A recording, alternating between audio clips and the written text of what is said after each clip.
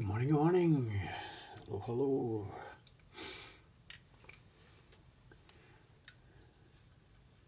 The microphones today are on the desk. We have stereo. Over here is the left, and over here, the right.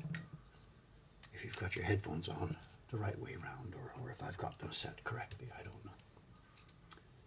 The Rode microphones, they seem to, when I've got the receiver set for stereo, whichever mic I turn on first seems to become the left side. Okay, no surprises on the work today. Somebody was guessing we're going to be carving, but I think maybe they missed the last couple of streams. It's printing season here for a while.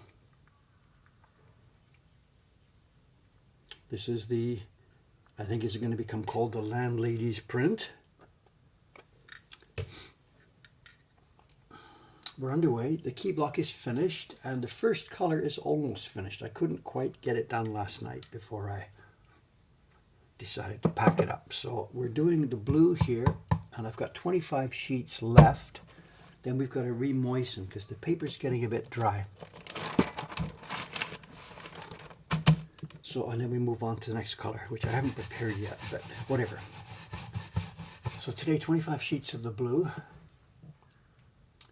No, the landlady said she needed carving. I think she herself had misunderstood the request, because when she first phoned me, she had the number wrong, and she also had everything wrong, that it needed carving, needed printing, and needed design.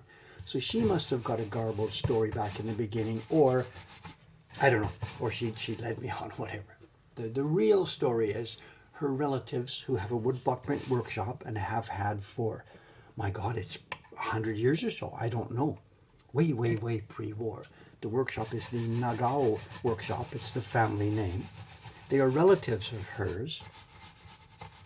And they do usually senshafta prints. In the old days, they did beautiful, beautiful senshafta prints, pochibukuro, things like that, of the type that we've seen in our show and tell. They're still doing it, hanging in there. In recent years, the quality is not what it used to be. And I guess those of you saw it the other day. This is the sample they've given me. It's a big print. It's an Oban print. You can see the little lines at the top, which tell you that this is supposed to be a senshafta shape. The original senshafta were about that size.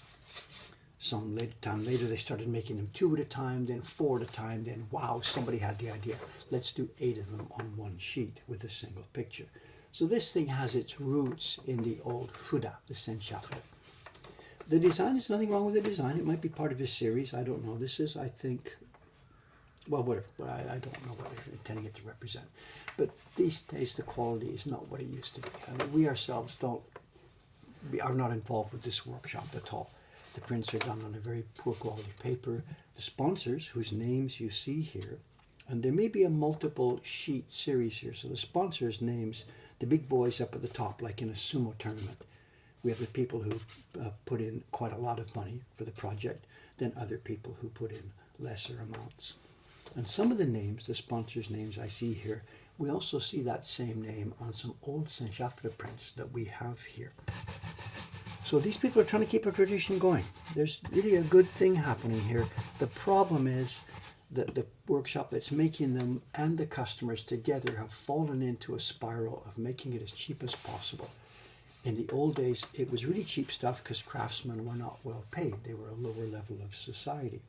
These days, craftsmen want to be and should be and expect to be a normal level of society, get paid the same as somebody working in a normal job. So the costs have come up. In order for these guys to keep their tradition going, they've really made things as cheap as possible and fallen into a sort of a doom spiral. We at Mokuhankan have tried to go the other way, even if it meant keeping prices higher than the old days. We want things to be on a normal basis. Anyway, long story short, two of the people in that family, it's a three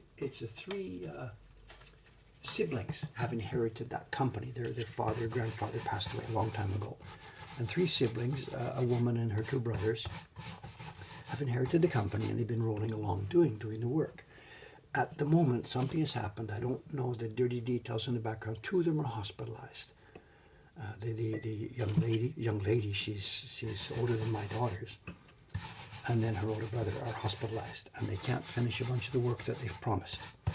So they didn't ask me directly for help. They asked their relative, who is my landlady, knowing that we have a workshop here. And she's asked us to step in and help these people finish the job by the deadline, which is Friday, 3-4 days from now.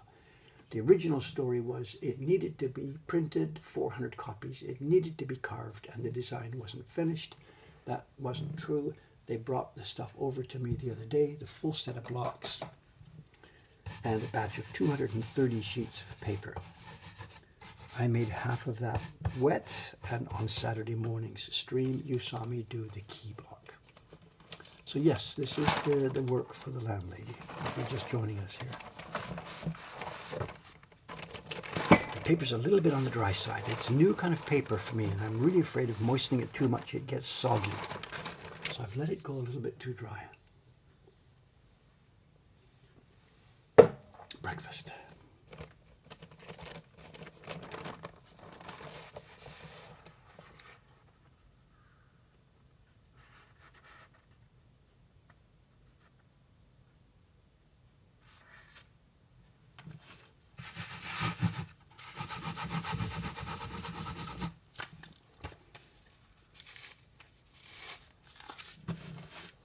Good to see Dave is bad at printing job. What's this?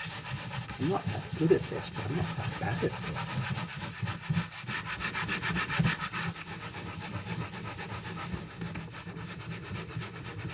Or did you mean to say back at the printing job? Autocorrect.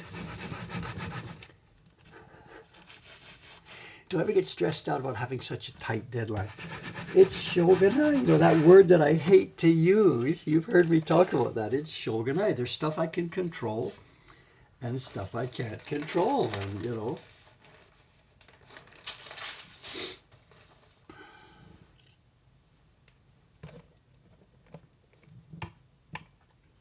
No point yelling and screaming at it. Anyway, there's been a bit of an update on it too, in that I'm going to have some help. The job was for 200 plus sheets. They gave me 230 sheets of paper. I moistened up 1/2 of that batch, 215 or so, something I've got here. And I'll be able, I think if I push it, I'll be able to get this done by Friday. But that leaves half of the job undone. So last night, I phoned one of our staff printers, Kawai-san, Mr. K, Atsushi Kawai. You may have seen him in earlier streams in the print party. He used to be one of our print party hosts. And he's working for us over at home. We send him blocks and paper, and he does prints. At the moment, he's working on one of our subscription prints, back numbers. I called him last night and made him an offer he couldn't refuse. We can do this the easy way, or we can do this the hard way.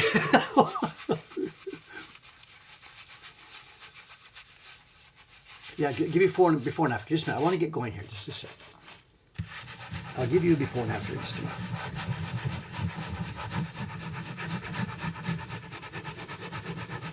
No, I asked Kawai-san if he would be willing to do this. Put his normal job in the freezer, put it aside. Come on over here this week. I'll pay for a hotel. He lives a bit too far away to commute every day comfortably. And I told him, you come on over here this week. We'll pay for a hotel. We'll give you a per diem for the work of, and I mentioned a number that was way, way more than what he's going to get if he stays home doing his normal work. I'll pay for your meals, and just if you can come over and do the other half of this. Sit at one of the benches here when the other ladies are not here. Aimi-san's off today. Could you be using her bench if he were here? Ishikawa-san's coming. Maybe tomorrow, Aimi-san will be here, but Ishikawa-san won't. He can use that bench. So he's coming over. He had what's the word? He had other things to do Monday and Tuesday, so he couldn't just drop those. He's coming over Wednesday morning to work together with me and do the other half. Do we ever do night work to get it done? Our common practice here at Mokuhankan these days is no. The printers, everybody leaves 5:30 or 6 o'clock. They have their own keys, and occasionally, Ishikawa-san, she'll come like at 6:30 in the morning sometime and work till noon and then go home. So they do their own schedule. But no, nobody's burning midnight oil here. We just don't do it that way.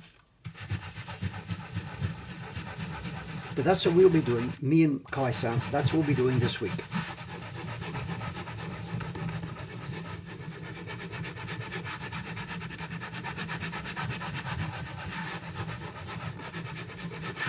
Last night I was up here till, I don't know, but 10:30, 11 o'clock, I don't know. Okay, before and after. Here's the image. This is just, oops. This is just the key block impression. It was done from a plastic block. You saw it here on Saturday. Plastic block to do the key block impression. And you can see what's going on. We've got part of this here, the area. You can see the head, the area around the head, and some kind of decoration.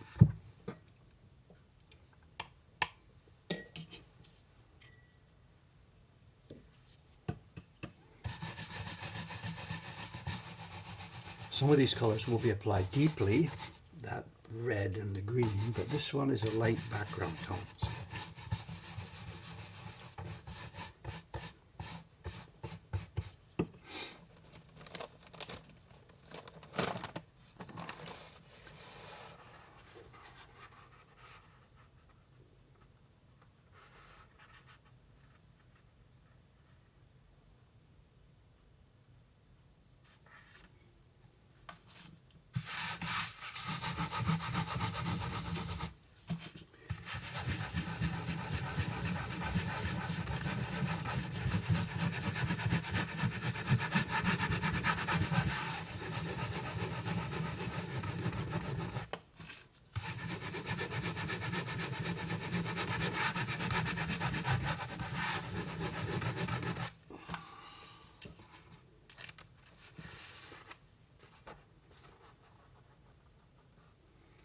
That's 2 out of 9.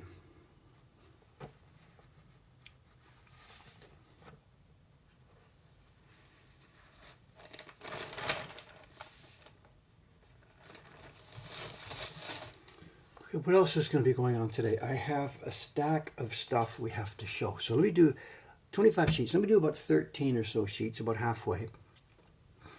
Then we'll look at some stuff and then continue. Someone says, I'll be getting paid for this. After it's over and delivered to her, almost certainly she will come forward with the payment, the normal payment that they would have given to their printer. I'm not quite sure how she will calculate it, because that company, that group, Nagao-san, they work as a family. Yumi-san carves, one of the boys carves, 2 of the boys print. So I don't know how they actually pay each of their workers. So they have obviously costed this job to their customers per sheet, X yen per sheet. But how they divide it up inside their family, I don't know. So what she's going to offer me, it really doesn't matter, because we're going to say, no, it's okay. You're in trouble. People are hospitalized. It's like barn raising in one sense. Just people are in a real jam. No problem. We'll jump in and help them. The idea that being, of course, what goes around comes around. So she will almost certainly try and bring a payment, and we will try and say no. And then, away you go with the obligation stuff, and it just gets difficult and messy, and I don't know. But it's going to cost me, absolutely.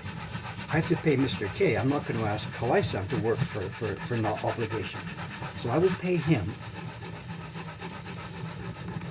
I've already booked the hotel for him for Wednesday and Thursday. So I'm paying the hotel, I'll pay dinners, I'll pay him a nice daily fee. But it's okay, it's barn raising,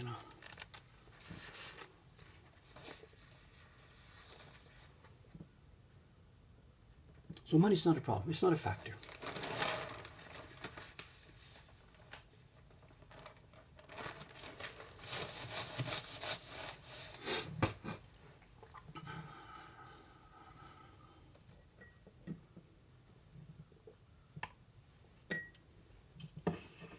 Getting a bit too dark.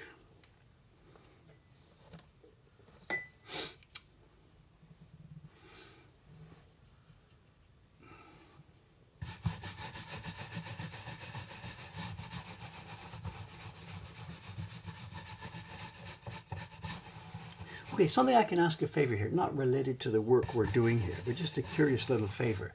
I was at the pool today. I got back from the pool, and sometimes on pool days, when there's a stream coming, I don't do the full kilometer, I do 800 meters, because I got to get back and set up cameras and stuff. And today I screwed up a little bit. I was thinking, Dave, just do the full kilometer.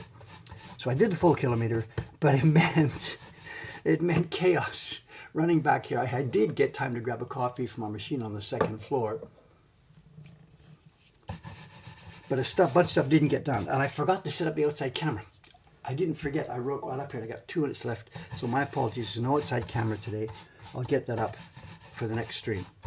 But something else, just as I was sitting down here, 3 minutes to go, roll, beep, beep, email comes in, and an email alert came in from Google Alerts.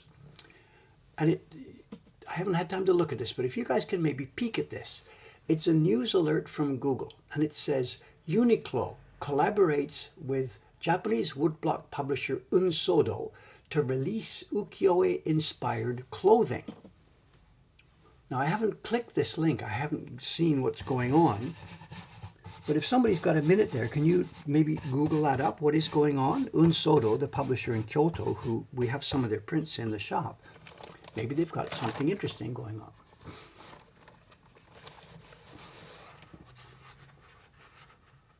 And maybe there was an announcement made this morning, I don't know, or Google just happened to pick it up in my inbox, in my alerts this morning. I don't know the story.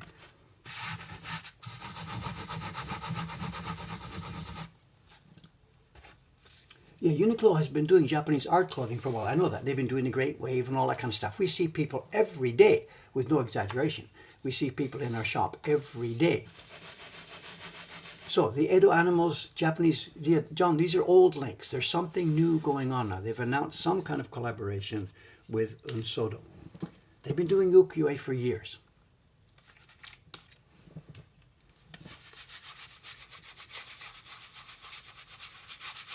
Something new has popped up.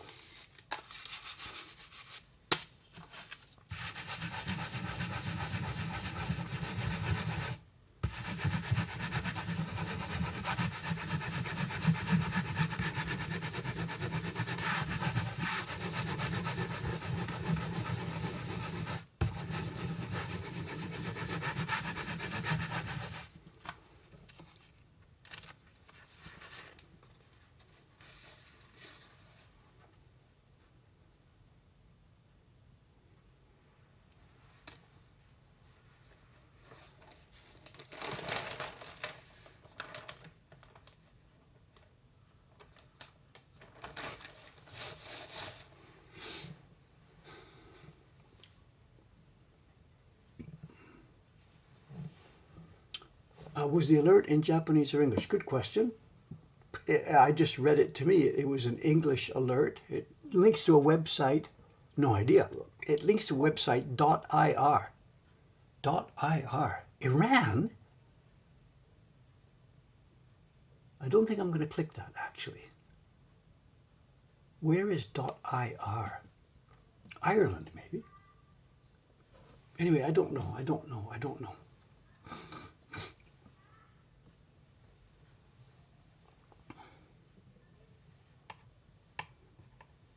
So maybe Unsodo's website has information. I don't know. Sorry to drop that in. Or just simply I saw it a few seconds, literally, before the stream opened today. If it's Iran, there's no way I'm clicking that link. Yeah, maybe it's all something scammy. I'm sorry.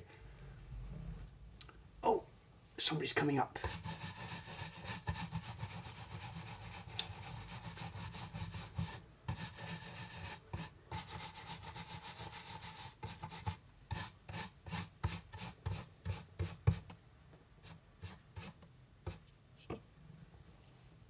The door open. From fellow old man, how much do you spend in the pool and is it daily? It's weekdays. My ticket is for weekdays, not for weekends or holidays. And I drop in there, I swim 1 kilometer. That's the normal routine. It takes me usually about 25 minutes, 24 minutes on a good day, 28 minutes on a bad day. I just thrash my way back and forth. I'm not a good swimmer.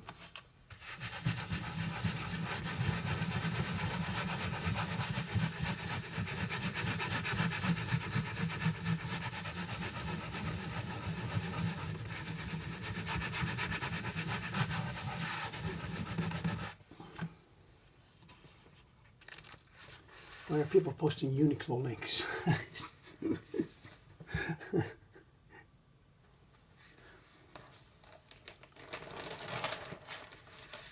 I'm sorry to start that. Whatever.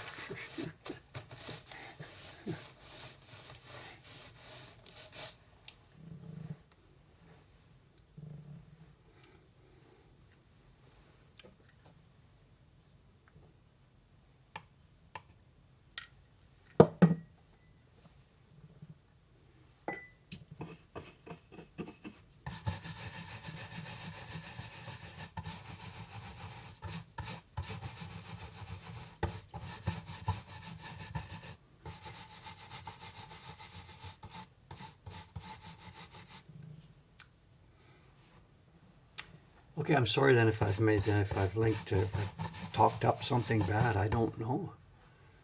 I really don't know what I've done there. I'm sorry.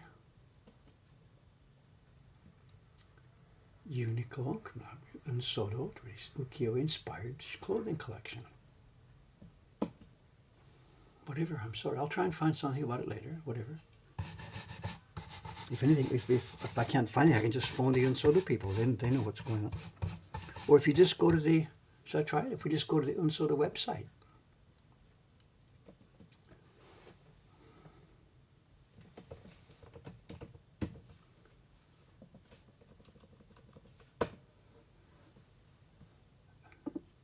Unsodo, the only, where is it?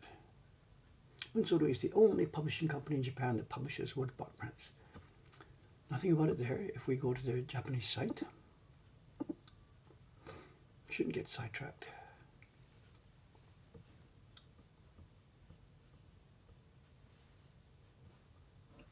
I don't see anything there, not on their top page anyway. Okay, I'm sorry. False alarm, whatever.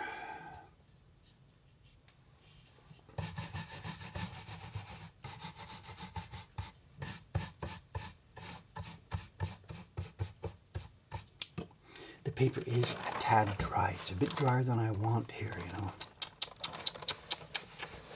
Before I move on to the next color, I'm going to have to touch up the moisture. It's okay, that's part and parcel of what we do. So the problem for me is this kind of paper. This is new to me. We never, ever, ever use this kind of paper.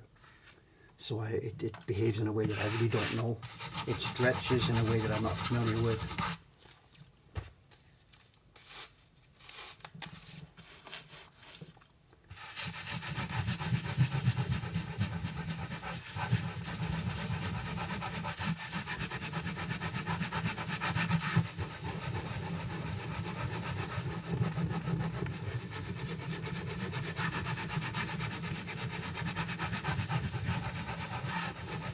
See, potential problem here, because it's dry, I'm having to press quite hard to get the impression neat, and that may stretch the paper a bit, which would result in lots of trouble in the next colors. So I'm a little bit on the edge here.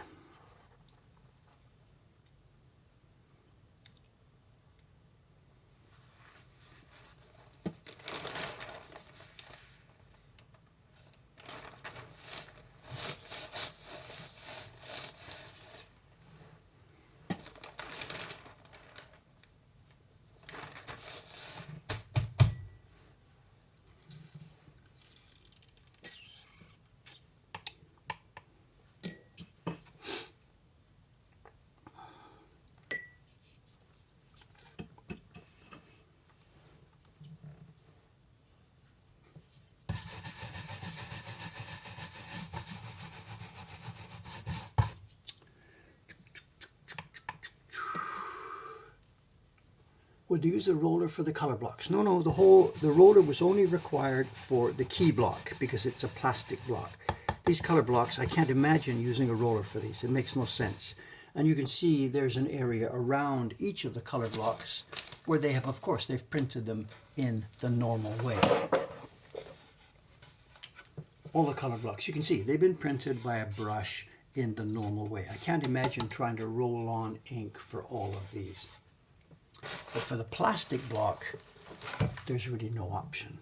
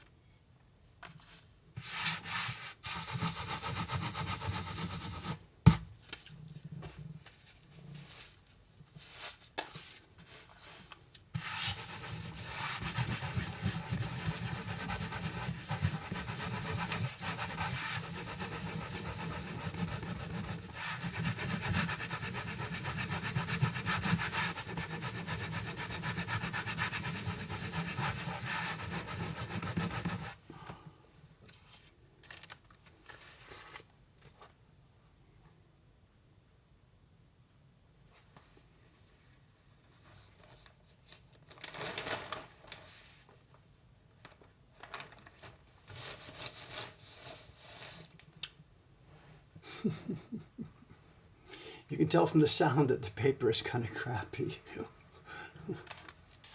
Maybe. Okay, I think what I'm going to do, it really, really, really is too dry, and I'm having trouble getting a good impression.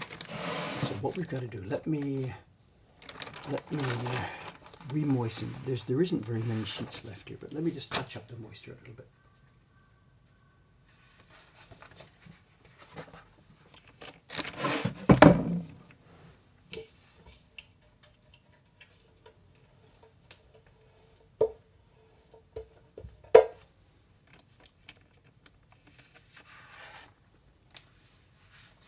Hold it just a little bit. I can't soak it at this point. We're in the middle of printing.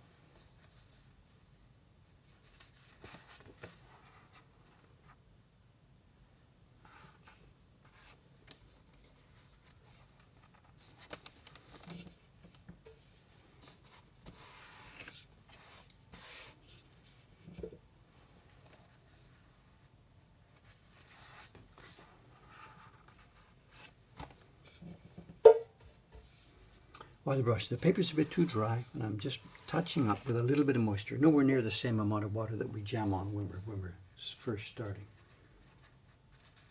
The impression, the color impression is not coming out smoothly because the paper's a bit too dry.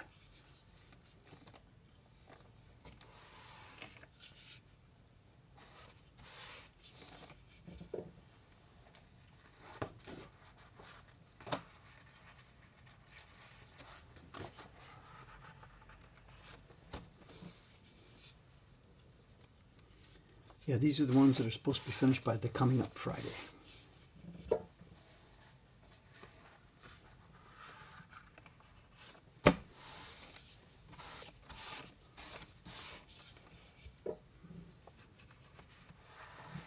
What was it, about 20 sheets or something?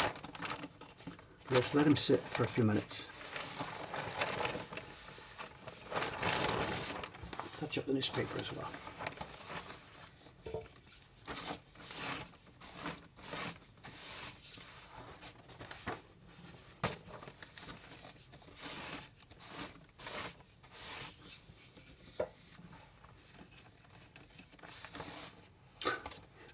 This is my newspaper, my Japanese newspaper.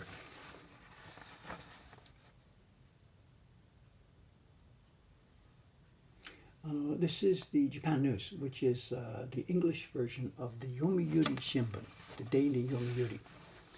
It's Japan's largest newspaper. I guess actually now it's probably one of the world's largest surviving newspapers in terms of circulation. It's a big organization. And in their English newspaper, at least, I don't know about their Japanese one, but in their English newspaper, at least, they do some interesting things. They try to cover a lot of pop culture things. I guess they're trying to be relevant to a younger age group, I guess. And they also have a lot of international stuff. Every week they have a page from the Washington Post, a page from the LA Times or something, a page from here, a page from here. They used to do it with European newspapers, a page from the Allgemeine Zeitung or something, whatever, from Germany, and a page from English newspapers and stuff. But these days they've only got borrowed data from American newspapers. So it's worth reading. I have a subscription to this and it's worth reading. Okay, now I am going to waste some time here because I've just put moisture on there and I've got to wait at least 5, 8, 10 minutes before we try printing on it. Before we try picking up on this. Now there's no shortage of things to do here. Let me put that aside for a moment. The Baron can wait. Moisten the block, I guess that doesn't matter, it's plywood, it just gets moisted within a minute once you start up again. I could do that.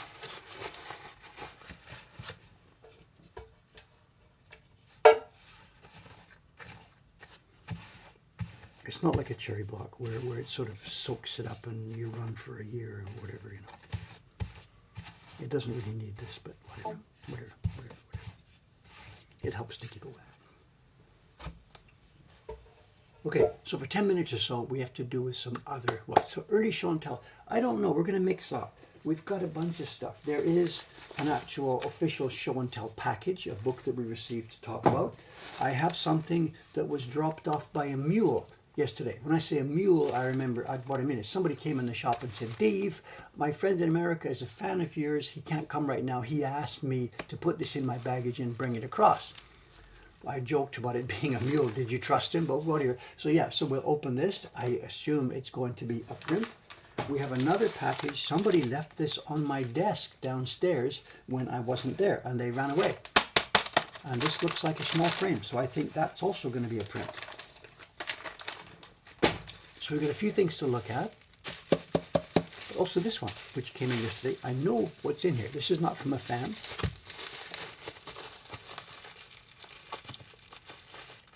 A knife, my kingdom.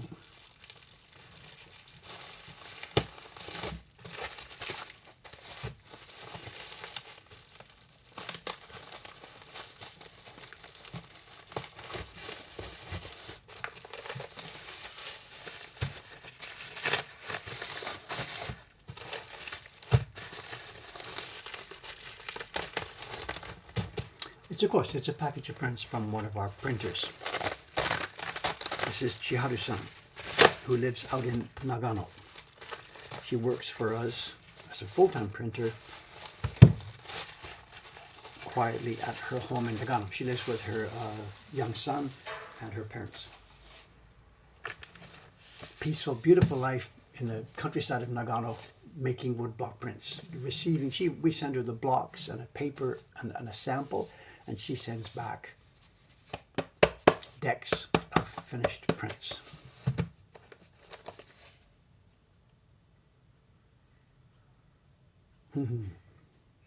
Surihon ke 80 mai desu. There should be 80 prints inside. I will have sent her 80 sheets of paper for this job. And there's no deadlines. We don't tell her this must be ready by next Friday. We don't do that sort of thing. You know. We pick and choose the jobs.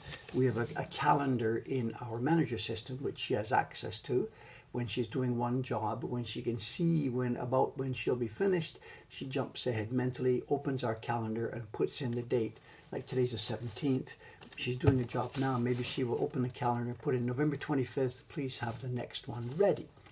And we do that. We send the paper and stuff in advance. You see me doing the sizing upstairs.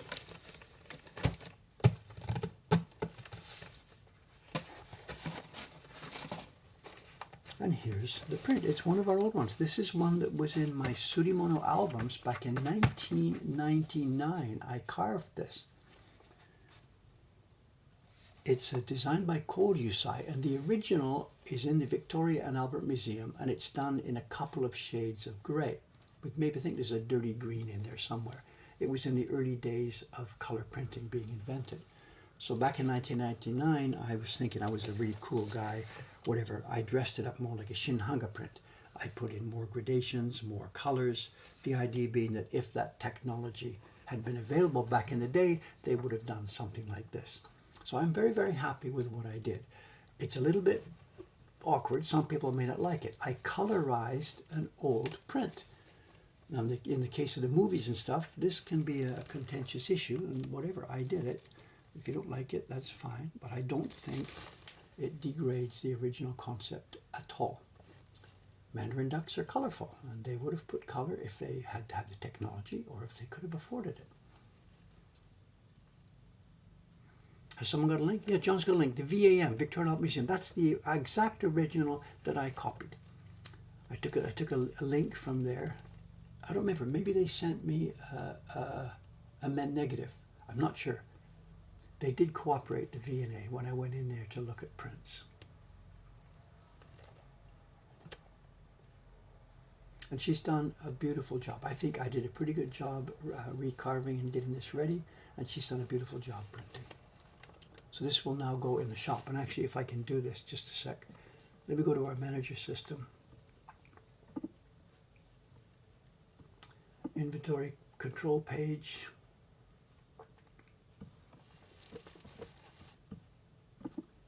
What's the catalog number on this? I can't remember. It's catalog number 30. The previous batch was printed by Kubota-san. This batch is now Kawai-san.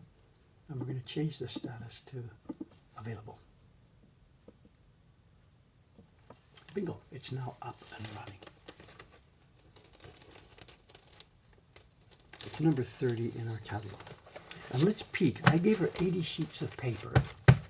And she's put nice ones at the top. It's the way they do. I asked her to split it up. And down at the back of the deck, there may be, there's one marked Yare. One. She has marked one out of the 80 sheets as being, she felt it was not suitable for sending over. And yes, I can see what's happened. When she was printing the key block, from her brush, a hair dropped out onto the block and she didn't notice it. So we ended up with this. A hair dropped out there onto the block. So this is reject. So out of 80, she sent in 79 sheets. And I'm going to go through them later, but almost certainly I won't need to quibble with anything she's done. There will be 79 very nice prints there. Somebody says, I wish my rate was that high, somebody says, and me too. I am nowhere near that level. I've never been near that level. I mean, right now I'm a hacker hacking at this who doesn't practice very much. But even when I was a full-time printer carver, no way could I get within 1 or 2%.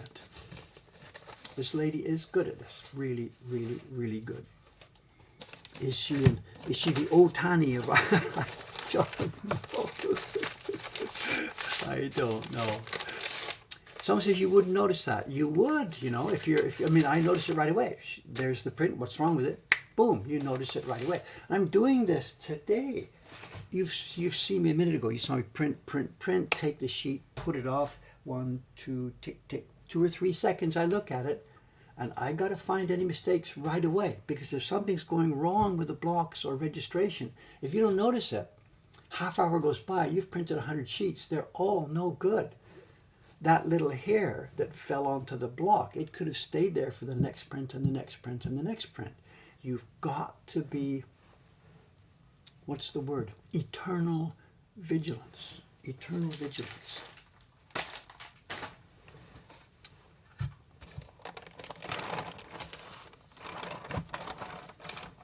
Paper feels better. Let's give it a few more minutes.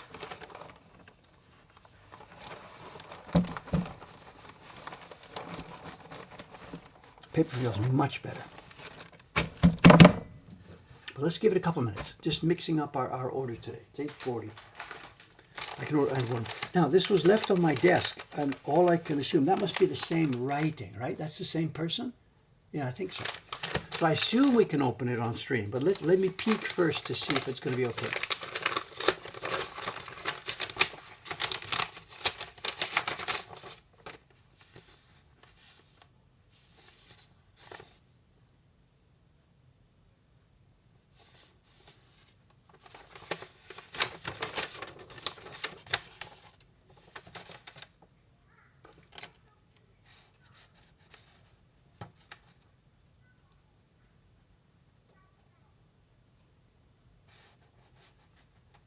Okay, it doesn't say anything about being okay to do this on the stream, but it's a fan letter. I don't know, whatever, blah, blah, blah. I met you in 2023 during my first trip to Japan. You were welcoming. You helped me find my way to Woodlike Matsumura, where I bought my first set of woodblock tools. It's now 2025, using the tools, YouTube videos. Your videos have helped me understand. Blah, blah. I would like to gift you my first woodblock print as a token of appreciation for the help you have given me and for the continued guidance through your videos and streams. So you're here. Are you here? Can you speak up? And is it okay to show this? I'm sure we're going to show the print. I still have much to learn, but I look forward to growing my skills. Please keep the videos coming. The initials are DH. Let's have a look at the print.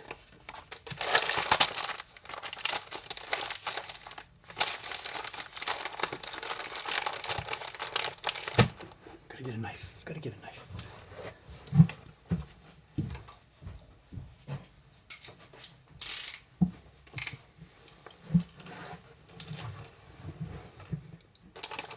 It looks like a frame.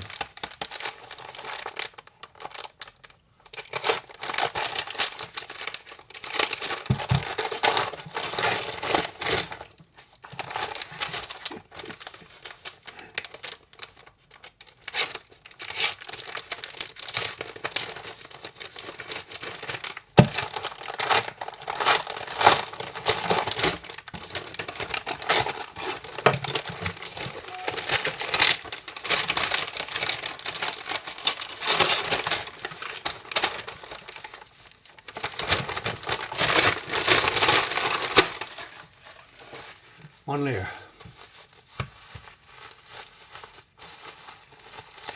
Someone's talking about humidors and storage and all that kind of stuff. We have a very, very good way of naturally handling this. Out in Ome,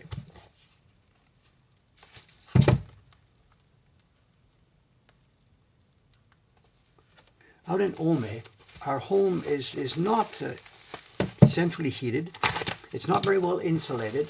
And the place where we keep the blocks downstairs and the place where we keep the prints upstairs are kind of a natural environment. They're in an uninsulated home, meaning in winter they get dry and cold, and in summer they get a bit warmer and a bit more damp. And over the course of a year, the wood blocks and stuff. Okay, two things. What is this? The frame. Today, both from, I still can't read. It's really, really, I guess it's okay. It's really, really difficult to read here. Okay, somebody's first print. I'm not sure, is it a fossil? Is it bones? Is it I don't know what it is. I'm not sure which way up it goes. This way, I guess. A fossil print, okay. First impression, thank you very much, Anna, for sending this. You know, we're not trying to teach woodblock printmaking here, but we're glad that the information that I've put out is being used by people. This gentleman may never make another print, or may end up, working here 10 years from now. I don't know. But yeah, if you're interested in this, give it a try. Thank you very much, sir. There's nothing really to talk about this and criticize it. It's a first attempt at carving and a first attempt at printing. Thank you very much for sending it over. I won't be keeping the frame though. Did you make the frame? I don't know. We won't be keeping it in the frame.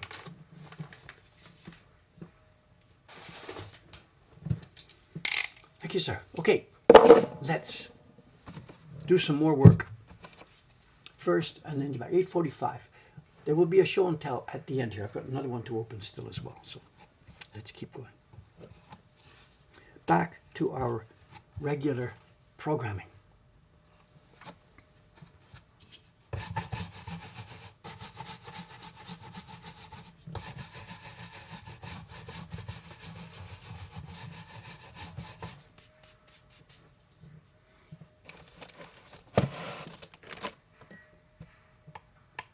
Is that the vacuum cleaner outside? I don't have the camera out there, I'm sorry.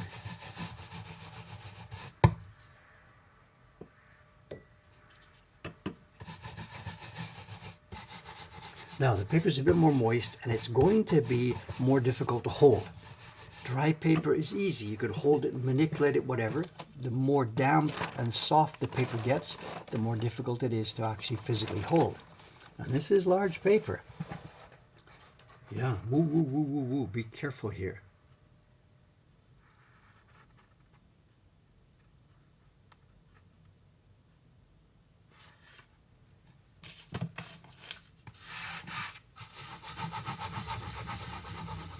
Okay, much nicer to print. Much, much, much nicer.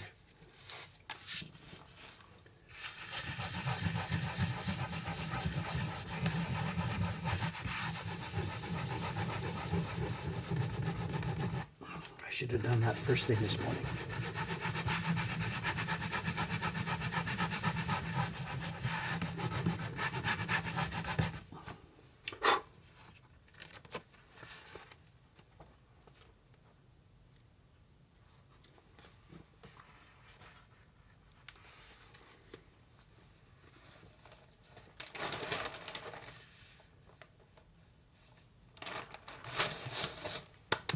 For those of you who join later, the finished version is going to look something like this. Mine's going to be a bit different. Mine will have darker black lines because we have printed our key block darker than they did. Theirs was actually a mistake, and I chatted with him about this when they brought it over. Because it was a plastic key block, he had had trouble printing it. They didn't use rolled on ink, they used brushed ink, and they had real trouble getting it dark enough. It's not the black on the calligraphy you see here. The black on the border, it's not dark enough. And I told him I think I can get it a bit better. Originally they said, no, please match this one, but they phoned me back later and said, it's okay, go ahead. If you can make the black a bit more vivid, go ahead. So in their version, the brown is too much and the black is not enough. And we're going to, I brought the black up, it's already done, that's history. And when I do the brown, I'll try and find a nice level of it to try and get a good result.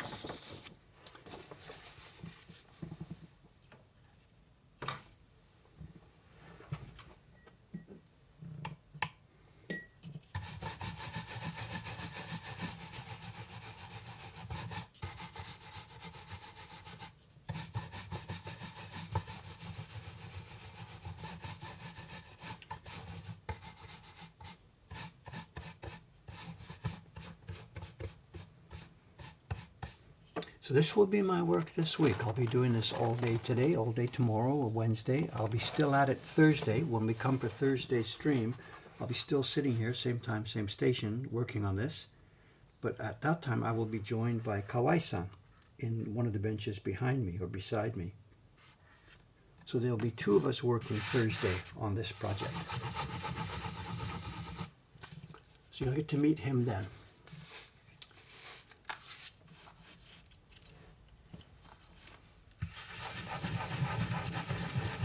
Some saying, could woodblocks be 3D printed? Of course they could. And we've got a print in our shop, Aspen Grove by Mike Lyon. It's not 3D printed, he CNC'd the blocks for that. We ourselves are not going to really get into this. The block for this one was, it's a plastic block made photographically, but Mokuhankan is not really going to be interested in doing that on an ongoing basis. This one's not my publication, it's not us. Do I have the key block to show you? I don't know. What did I do with it? No, it's over, I washed it, it's over in the kitchen.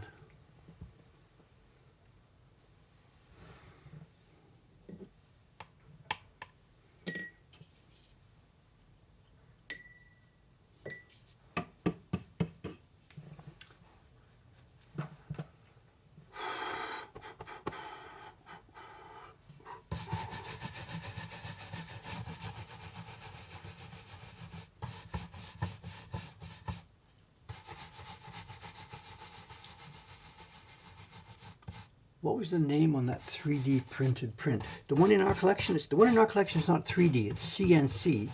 It's called Aspen Grove. It's Mike Lyon. He sent the blocks over. He made the blocks himself with a CNC machine he built himself. And the print is in our catalog. Numabe-san did the printing for us. And on our catalog page, there's a link to a bunch of blog posts that talk about how the blocks were made. It was an experiment for me back in, I don't know, 2006, somewhere around there.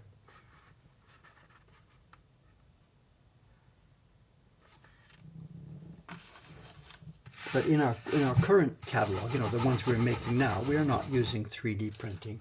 No.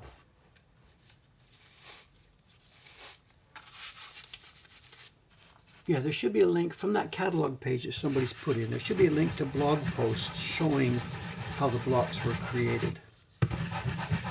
My God, it's 20 years ago now, I don't know. 20 years ago, easily.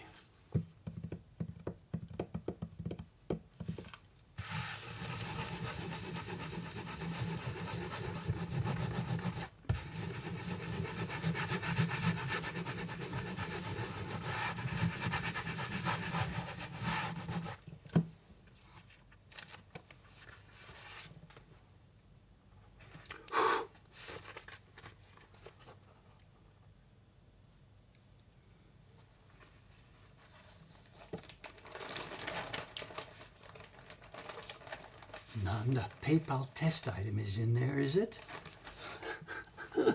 What have we done? Is somebody found something?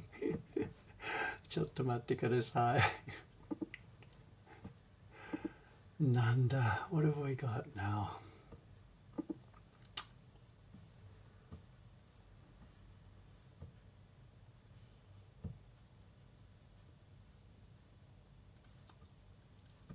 PayPal test item is marked as omit and it's marked as pending. It shouldn't be visible in the catalog, is it? There's never any end to this, is there? There's never any end. Where are you finding it?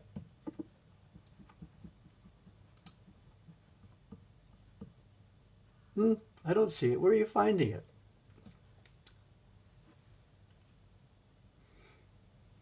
It's at 000, but how did you find it? It shouldn't be in the, you know. Oh, I see. You're looking at it manually. You're manipulating URLs. So I don't care about that. I don't care about that.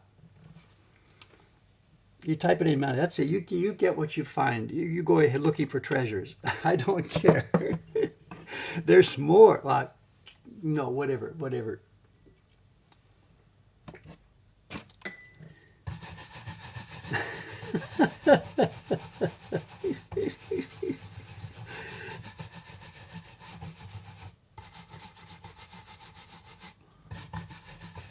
Once you start making up your own URLs based on what you think is the schema, then you're going to find all kinds of stuff. I'm not going to try defending against that.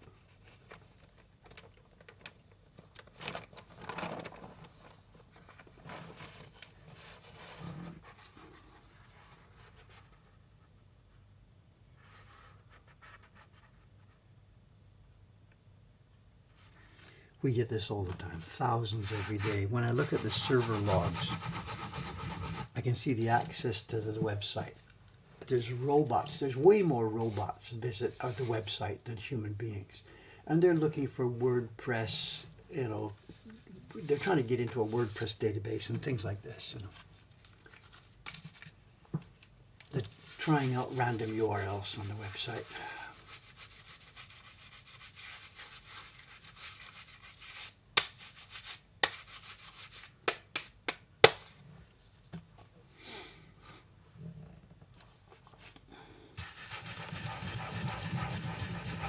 We don't use WordPress, so all of those attempts to find fake WordPress logins and stuff, they all don't go anywhere.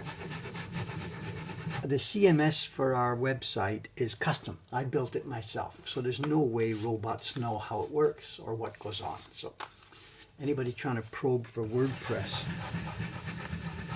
weaknesses is just wasting your time.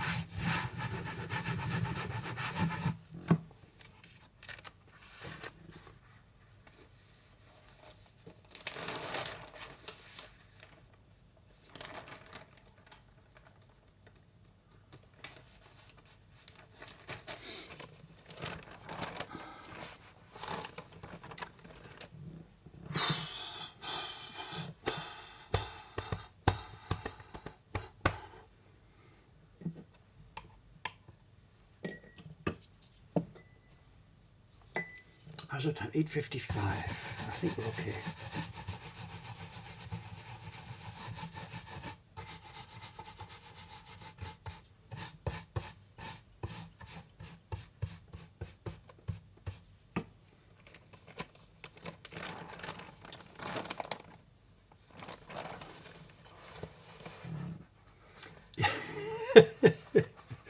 Actually, I have bad news for you. The Great Wave waiting list is not accessible on the internet. It's a spreadsheet file held manually here at Mokuhankan. It has no URL. It's not accessible online. It's a spreadsheet on a machine here.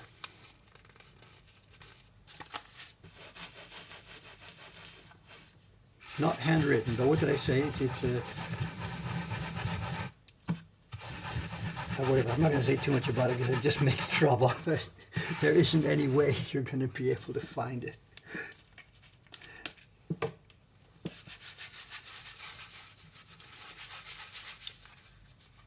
Yeah, somebody's got it. You have to break into the store at nighttime, find the computer.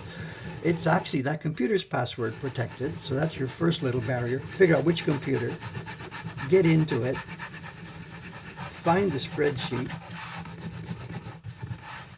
I should tell her then. Yeah, we have to rename the spreadsheet. Instead of the spreadsheet being named Great Wave Waiting List, we have to name it something else. I don't know.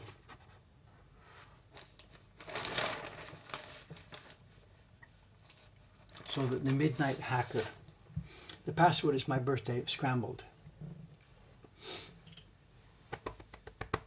The password is Louvre.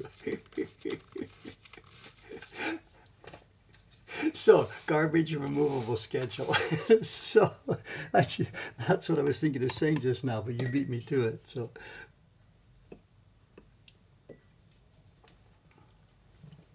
yeah, I mean, that's my PIN number for everything. I use my birthday, but scrambled. And if you believe that, you believe anything. The girl at the bank, well, we told that story years ago. When we set up the company credit cards, the girl at the bank, she put the paper on the counter. Here, please enter your secret PIN number. I couldn't resist joking with her. Okay, I'll use my birthday. She says, no, don't, please don't do that. I said, okay, but I can't remember it. So is it okay if I use my birthday and scramble it? And she's like, we'd rather you didn't do that, but like, whatever. So I sit there in front of her. Okay, I'll scramble it. One. She didn't think it was very funny. She didn't.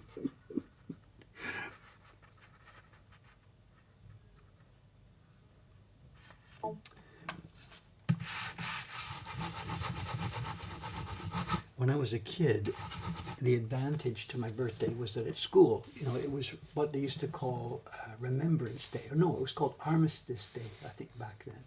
Then it changed to be Remembrance Day. And it wasn't a national holiday, so we were at school. But at school, always at 11 o'clock, always. I remember this vividly from elementary schools. We all knew what was coming up. We're all wearing red poppies and stuff like that. And sometimes there'd been events in the community where school kids, we'd take poppies and stuff around the community, door to door and things. So everybody knew what's happening. So on my birthday, I'm at school, and we all had to stand up beside our desks, and the PA, there would be an announcement from somewhere, whatever. Maybe it was from the CBC radio, I don't remember.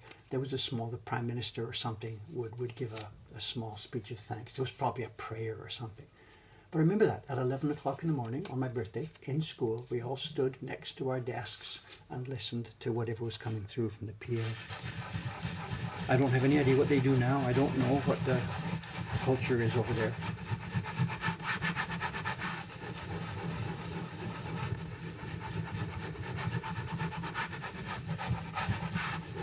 But for me, that contributed to my sense of feeling a little bit special, because I had a birthday that was a special day,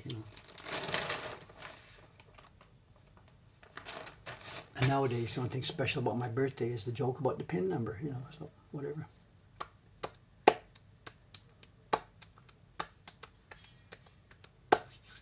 That still happens. They do a few minutes of silence in Canada. I don't know.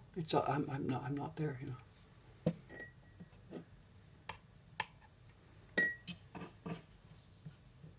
And when I was growing up, that stuff wasn't all that far in the past. Now, to speak of World War I, it's 100 years ago. It's kind of past. But when I was growing up, 50s, 60s, the end of World War I was only, there were lots and lots of people alive who had been through that. We probably had school teachers who had fought in the First World War. It was a thing. There was books about it that I read. It was part of culture, especially in Canada, because the World War I experience was huge for Canada. It was stunningly traumatic. A huge proportion of the young men of that specific age didn't come home. It was to Canada the kind of thing that the Vietnam War was in that generation, but without the hostility towards it. We grew up in Canada being told and trained and thinking and learning that was a magnificent sacrifice by that generation of young men who had been, you know, went to war to save civilization, and it's sort of true, they did. You know? So in Canadian history, that First World War experience was, and I hope still is, a very, very big deal.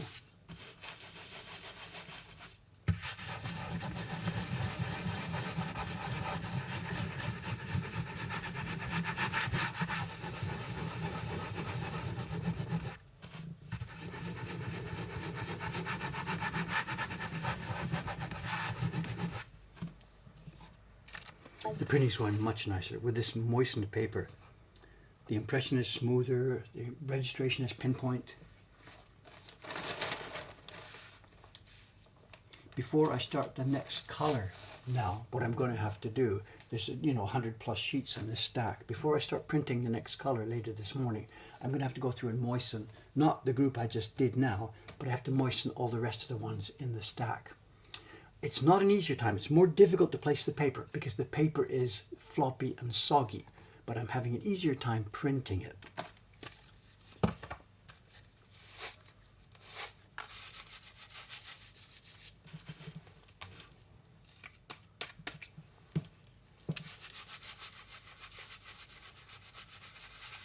Oh, Sensei Margin's here. I didn't see any of the walk, Sensei-san, I'm sorry. Whatever, I don't need to make excuses, you know what's going on, but I'm sorry not to have seen any of it. So. Which route did you take in Ome? Did you walk past my house, or were you across the river on the other side?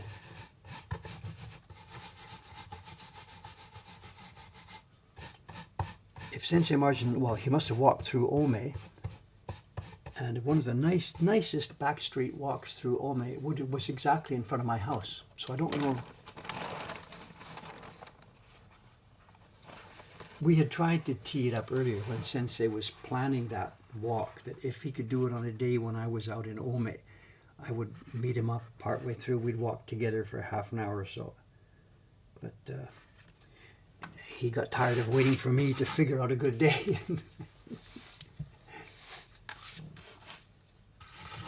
But that would have been fun.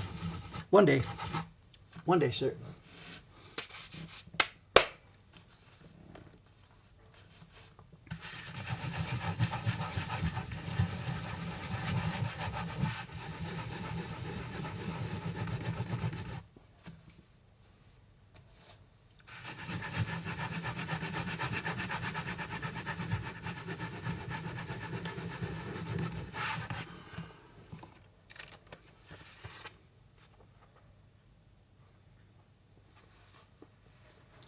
Do the printers still put nail polish on the registration corner for stability? They do it case by case.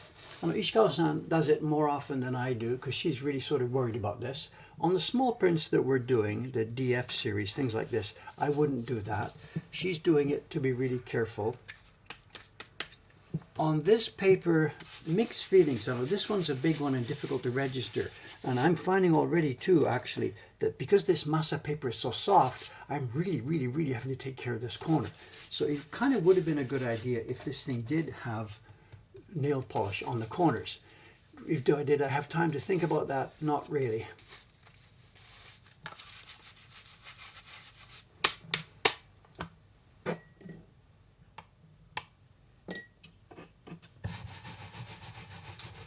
Sensei, did you walk in front of my house, or were you down on Yoshino Kaido, or were you across the river at that point? There's three sort of main ways there. There's Okutama Kaido north of the river, Yoshino Kaido south of the river, or Chofu Nishidori, which is the street in front of my house. That would have been far and away the most peaceful way to walk.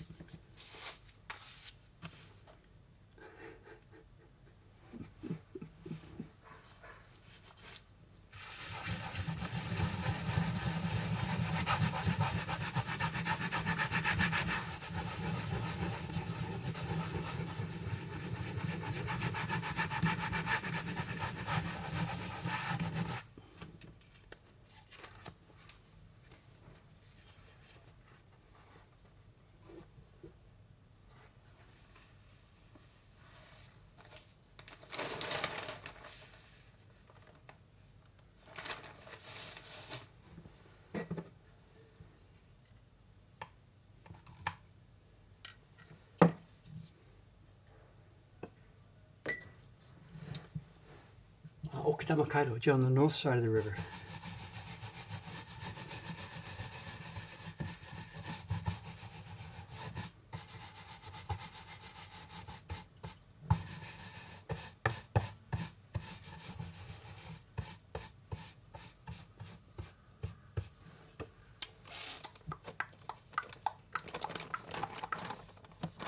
Oh, I remember this. Somebody asked the other day, is this the Baron that I retied the other day? And yes, it is. It's got the wrong, it's too thin on one side and too thick on the other side. It's the one I retied the other day, and we're coming to the end. Look. So the skin is going to be, skin's going to be redone. And Ayumi-san was supposed to be here today, so we could have done the me tie and she ties thing. But I got an email from her in the middle of the night that said family member's not feeling well. She has 2 little kids and she won't be here.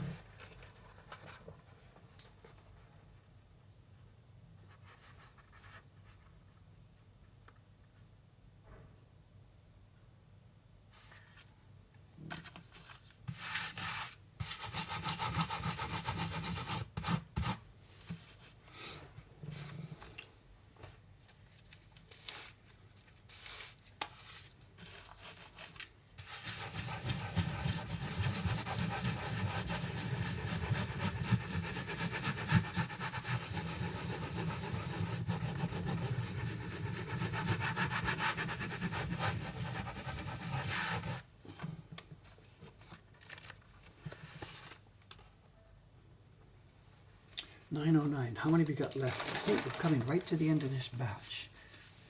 It's going to work well, I think. One sec. How many have I got left here?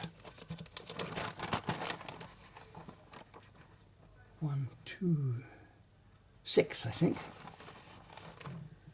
6 sheets left, and then Chantal. Good, good, good.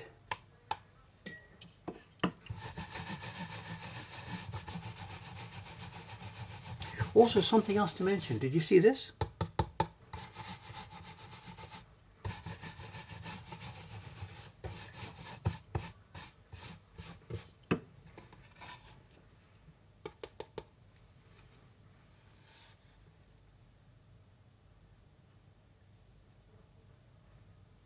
Shima.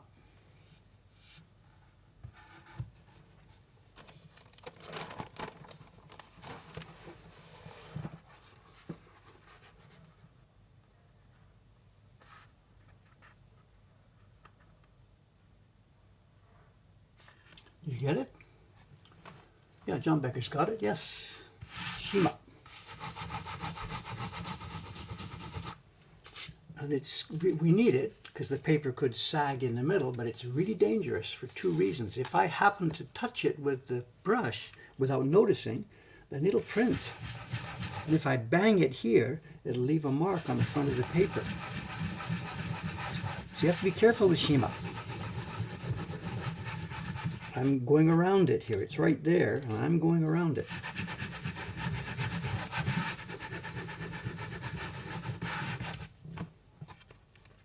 Right there. Here.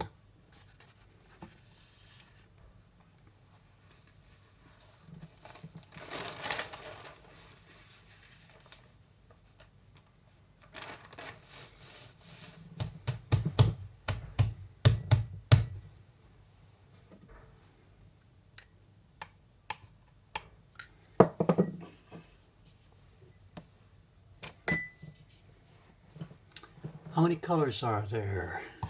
It's going to be 9 impressions on this print. Someone says, how long between Baron ties? There's no rule. We've got some Barons here, the lightest, delicatest ones. They haven't been tied in years because it just doesn't wear out. You're doing hairlines just like chick, chick, chick, chick. They last for years. Another one, which if we're doing, maybe when it comes time to do this brown, I may have to retie it partway through. I may not get through 100 sheets on one Baron tie, doing a wide, deep color like that. So there's absolutely no rule. It's long enough to reach the ground is the answer.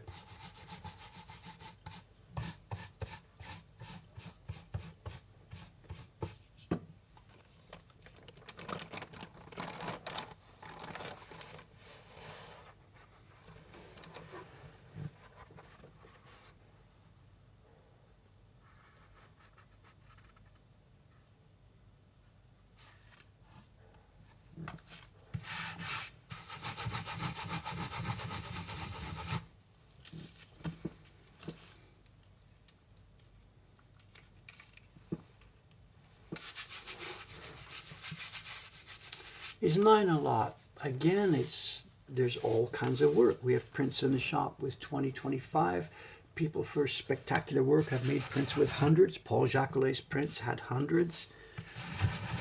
Typical ukiyo-e prints in the top era, Hokusai, Hiroshige, they would have 8 to 12. 8. 12 would be a bit rare for them. Too many impressions, it got too expensive. People wouldn't have bought it. So 9 for this is completely, absolutely average, middle of the road normal.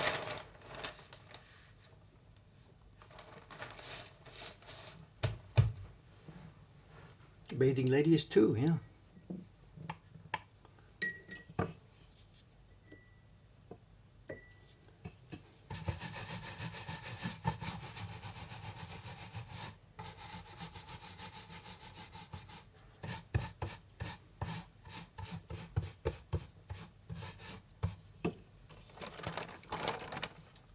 Four sheets left. 9:14. Hi.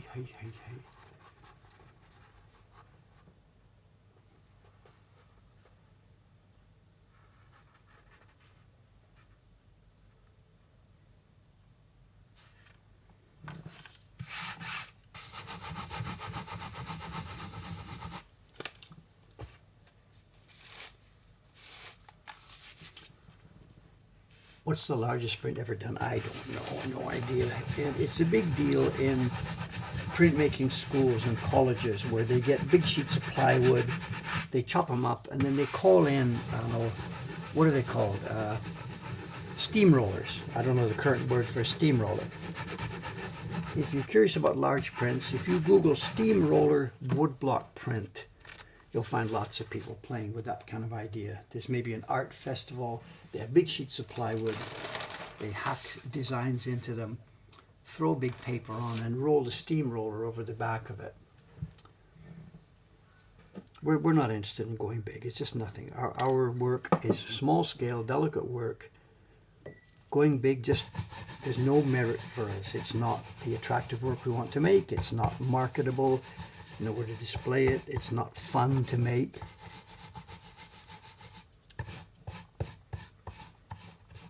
So for us, there's no interest. But for a printmaking college, bunch of young kids, whatever, of course, that's fun. You know.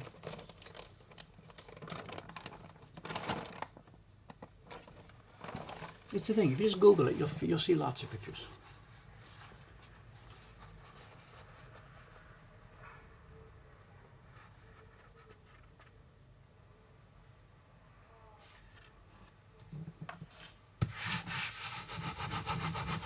Mike Lyon in Kansas City, the guy who I mentioned before, he designed that Aspen Grove print. He's made prints tatami size. I helped him get paper for it years and years ago. He's built himself a press bed that will handle it.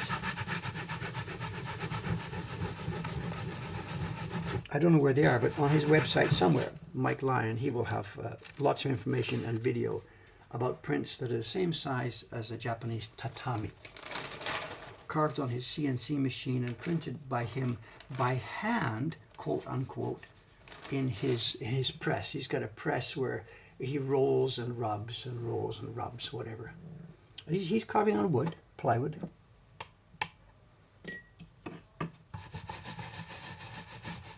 And he's doing prints with multi impressions, dozens of impressions.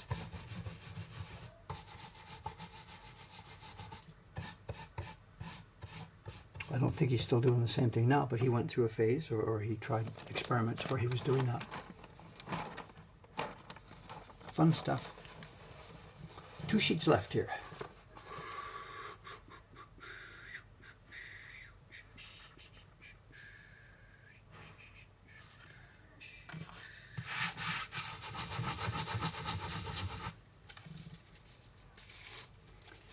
I have time for show and tell. Yeah, 1 sheet left after this one. Just give me a second.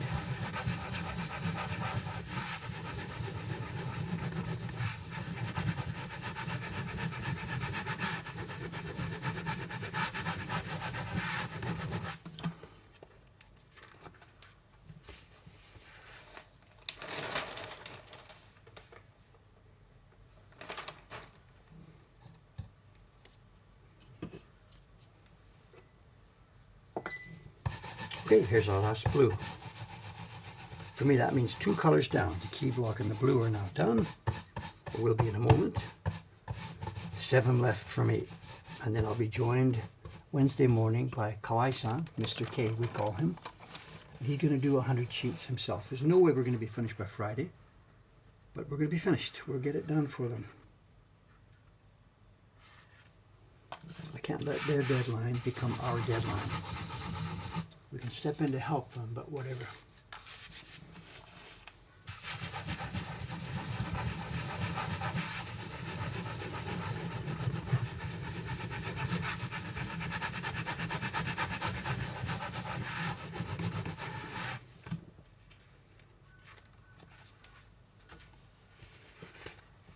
Okay, there we go. That's 1, 2 impressions. On the way to, for those of you who didn't see it, on the way to making this, something like this. It won't look exactly the same, but we're making something like this. Okay, okay. Block out of the way, out of the way. What have we got? It's 9:19. We have a few minutes left. This was the package delivered yesterday, as I said, by a friend. This is from Dan. Dan asked a friend of his to bring it to Dave because Dan can't come. And I asked the friend, can we open this on stream? He said, totally no problem. Maybe whoever Dan is, Dan might be here. I'm sorry, I don't know anything more than that at the moment.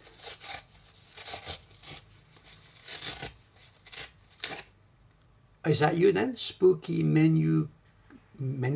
Is that you here? Are you down? Mules, plural. Yes, thank you, sir, then. Okay.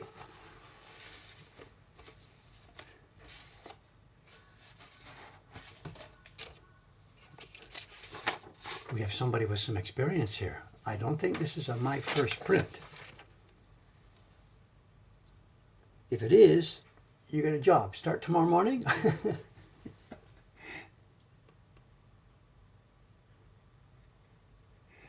Look at this deep color. Look at this deep color. The feet by themselves.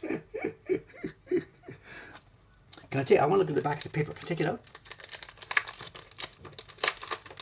It's my 8th print. Okay, all right. That's fair enough. It doesn't look like a first print.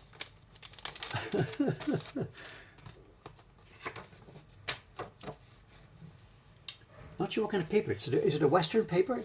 It seems like a Western printing paper or something.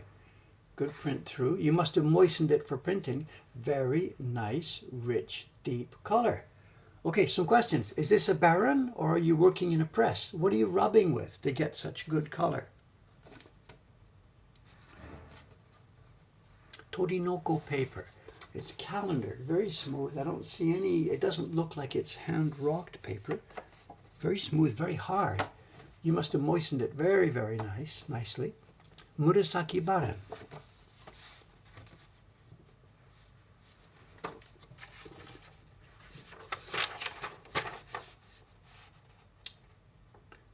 Oh, lots of emails back and forth. Who? Instagram. Okay, Etene, can I put this Instagram in here? Instagram is...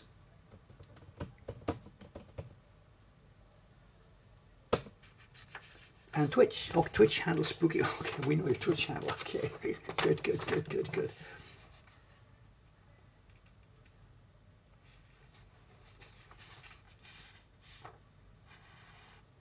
No. He says, this ghost print is my 9th design. You may see it and think you should go back to painting. Come on. No. This is made by somebody with a sense of what a woodblock print should look like. How to get there. No negative feelings whatsoever. Go back to painting. Give me a break. No chance to get it. Dan, thank you very much. It's beautifully made.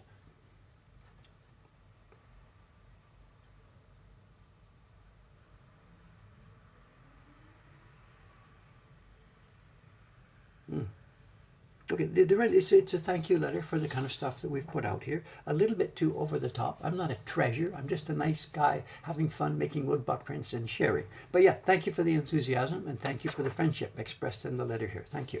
And the work is beautiful, just beautiful. I got nothing negative. I'm not sure. Were you trying to do a perfectly nice classical gradation, or have you done a spooky gradation?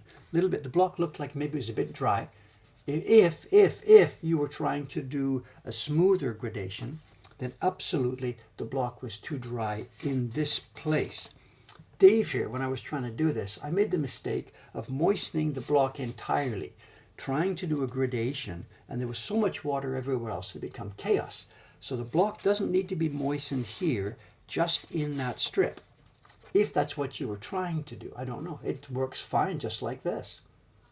I'm just a bit curious about the white mark at the side there. I don't know.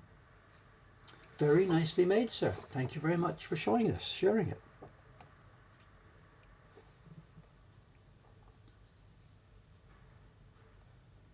Curious about how you did the registration. And we've also got in the corner here, remember a few minutes ago we were talking about that island? There was a piece of wood left over here that wasn't part of the design. And if, when I'm rubbing the print, if I bang that area, it leaves an embossed mark. You've got something the same here. Can I?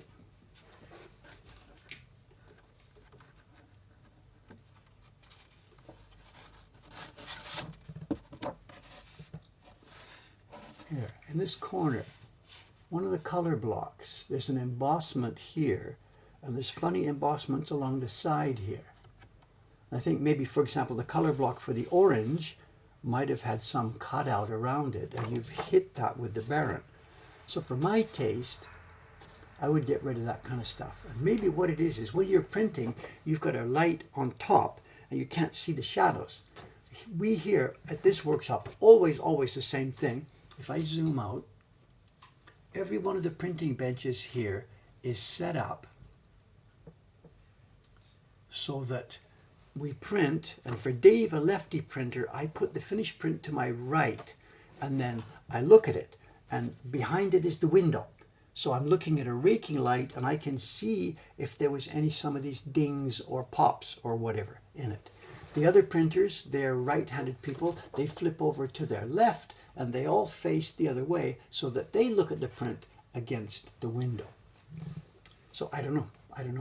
If you knew about this or cared about this or don't care about it, for me, this is a downside. But other than that, thank you very much. How's our time? 26. 4 minutes left. No, this is too interesting to do in 4 minutes. It's too interesting. It's okay. There's no point starting something new just to randomly fill up 4 minutes. It's okay. We're done. We can wrap it up here. It's okay. We leave it for another stream. We never get to it. That's not true. I'm not teasing. I'm just trying to organize my time today. We will look at this on the next stream. It's okay. It's okay. I'll see you on Thursday. I'm still going to be here. By then, I don't know what color I'll be doing. I have no idea how I'm going to go through this thing step by step by step. I'll see you Thursday. There'll be 2 of us working, myself, Mr. K, and what I'll maybe do is instead of the outside camera, I'll put one camera like this one on my bench. Then if Mr. K is up to it, if he's okay with it, we'll put the other camera maybe, he's probably going to be working in that corner. We'll put the other camera on his bench. So maybe you can see 2 of us. It's a stereo mic. I'll keep one mic, give him one mic. We can have good fun with it. See you in a few more days, if I live that long. Thank you very much. It is time. Let's just go. Thanks very much for following along. I'll see you on Thursday. Bye for now. 3, 2, 1. Charge up my coffee. Thank you.